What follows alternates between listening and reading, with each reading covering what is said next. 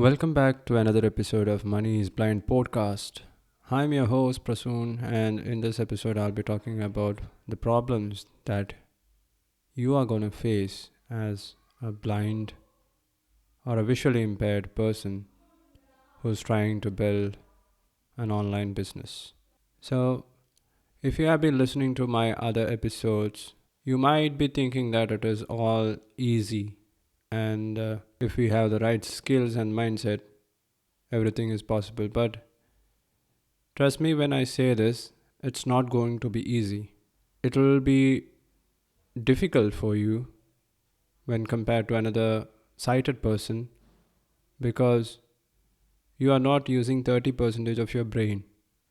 30% of your brain is dedicated to vision, and memories depend so much on visual cues and the sight that we passively gather using our eyes.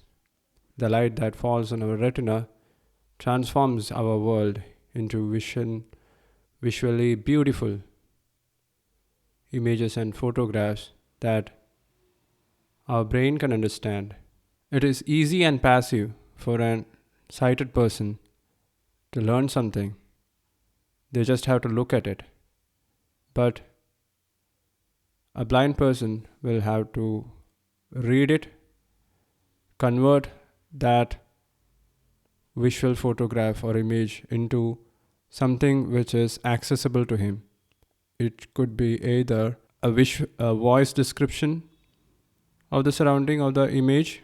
If it is a text or a document, it needs to be converted into a screen reader, accessible words, or a voice file which the blind person can understand. If it is an image, somebody should describe you what is in that image, because only when you listen to that description, you use the auditory part of your brain to make it into a memory. I'm not saying that your memory is below average or anything like that. I'm just saying that we have limitations and we need to understand it. When you start an online business, it is going to be a challenge. Every step, every process, every system, every task that needs to be completed, it will take more time for you to complete it when compared to a sighted person. But that doesn't mean that you won't be able to complete it. It will take some more time, but if you have the right mindset, you will be able to complete it. So don't think that it is going to be an easy ride. As I described in Dr. Bhavesh Bhatia's biography episode, it will be difficult for you to get a loan. Your friends, your family members, they might be able to help you out when you are starting a business if you don't have the sufficient fund, that is. But don't collect funds from your friends and family members. Getting funds from close friends and family members is like the worst thing that you can do to them. If you are 100% sure about your ability to return it back to them, to give them back their fund, either as equity or as dividend or the full amount in cash, don't even think about it. Instead, try to get a bank loan. But getting bank loans for blind persons is difficult. I'm talking about my country. I think it will be the same, almost the same in other parts of the world as well. Mr. Bhavesh Bhatia had similar problems when he was trying to start his own candle manufacturing factory. But he eventually found help from the National Association for Blind in India, who loaned him 15,000 rupees in the 1990s, which he used to buy 15 kilograms of wax mold and a hand cart.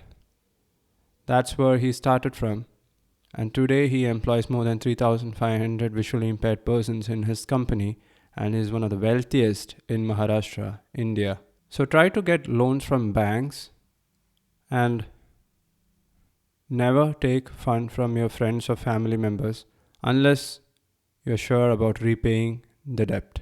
About bank, if you don't repay the debt, they will find out ways to gather the fund from you. And never start a business which makes you liable. Always start a limited liability company, an LLC or a private limited company. Register the company, register the business so that you are different from your business, so that your business is liable to all the losses it may suffer in the future. It doesn't affect you. I'm planning to do another episode about the different types of companies that you can register in the different parts of the world. I'll be mainly focusing on India, but LLPs and private limited companies are almost the same, and I think the structure of companies wherein liabilities are limited to the person, to the founder who starts the companies, that sort of registrations and company systems, they are almost the same in all the parts of the world. So we'll talk about it in another episode. So right now, coming back to the problems, this is going to be a gloomy episode. Why am I talking about problems? Because I've gone through this. I've gone through all these problems. Your friends and family members, particularly your relatives, your spouse's relatives, everyone is going to doubt you. Everyone is going to doubt your ability to build a business, to run it, and to scale it. They think you are capable of nothing. They think you are capable of achieving nothing.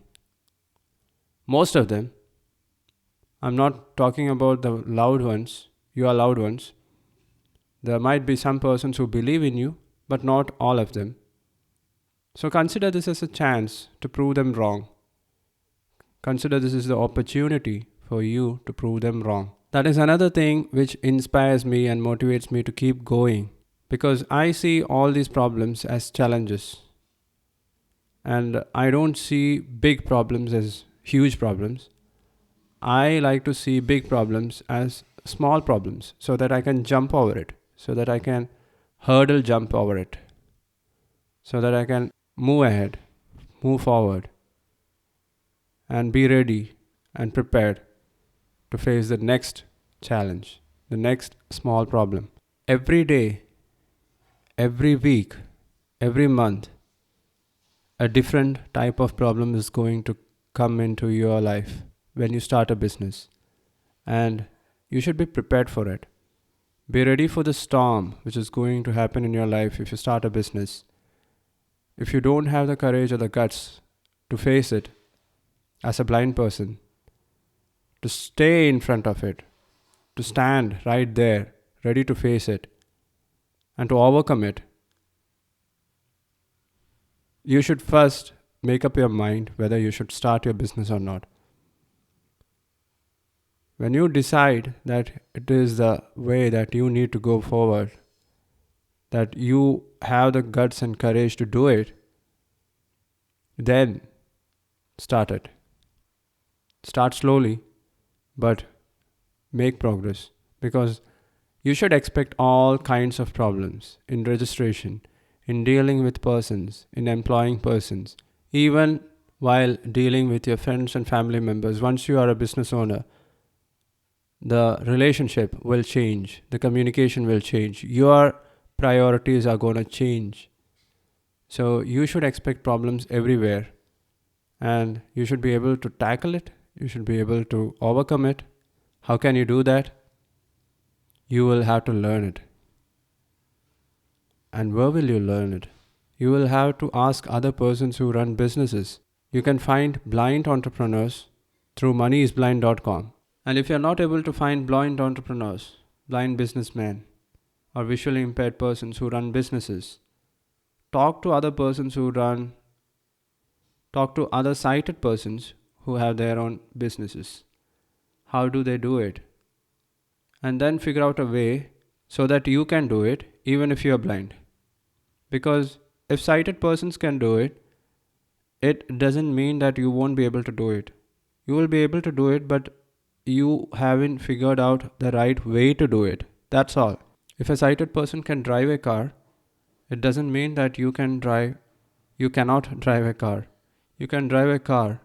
You can hire a driver, ask him to sit beside you, and then drive in an open ground, a playground where nobody is there.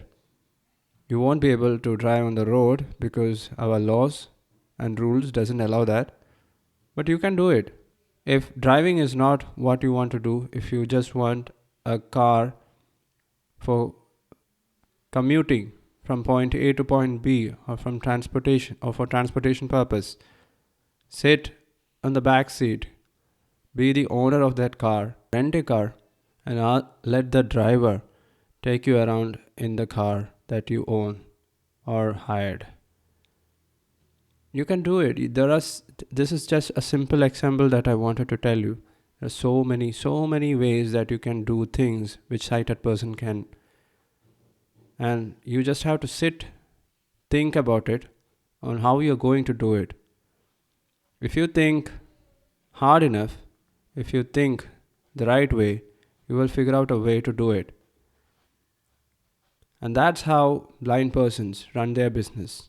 And that's how I created multiple businesses. And that's how hundreds and thousands of blind persons have become rich and wealthy because they had the right mindset. They developed the skills. Every skill which is required for a businessman is learnable. If a sighted person can learn those skills, you can also do it. You should believe in yourself, you should believe in your abilities. And only if you believe in yourself and only if you compete with yourself to improve, that's when you are going to become a true entrepreneur. That is when you are going to become wealthy. And you will get all the guidance that you need in moneyisblind.com because this website, the podcast that I host, is to inspire you, to motivate you, to let you know that you are going to face problems. It is not going to be an easy ride. There will be hurdles, there will be challenges. And if you are ready to take the journey, I'll be there acting like a voiceover or a talkback to help you navigate that road till you reach the end. Does that sound fair? Do you think I'm bluffing? Alright. Tell me what you think about the show. Leave me a voice message. Go to anchor.fm, that is anchor.fm/moneyisblind, and leave your voice message. Maybe I'll use your voice messages in a future episode. You can also sign up to my newsletter by visiting moneyisblind.com. I am writing a course on how to build a business, an online business for blind and visually impaired persons. I'm making a course. That course will be posted in moneyisblind.com when it is ready. So be prepared for that. It is coming this year. And for step-by-step guides on how to become a successful entrepreneur, you can visit Patreon. The link to the Patreon website is also given in the menu section of moneyisblind.com. You can visit www.moneyisblind.com and you will see a page titled Premium. Click on that link and you will get the link to visit Patreon. When you become a member, you will get step-by-step guides on how to run a successful business even with visual impairment. So that's the premium episodes, and for that you have to become a member, and membership starts at just $5 or 400 rupees per month. Alright guys, so today I don't have anything else to share with you. I think this episode motivates you a little bit more to start a business. And if you have been thinking that running a business an online business is easy. It's not. That's what I wanted to share in this episode. I will talk to you guys later. Take care. Bye bye.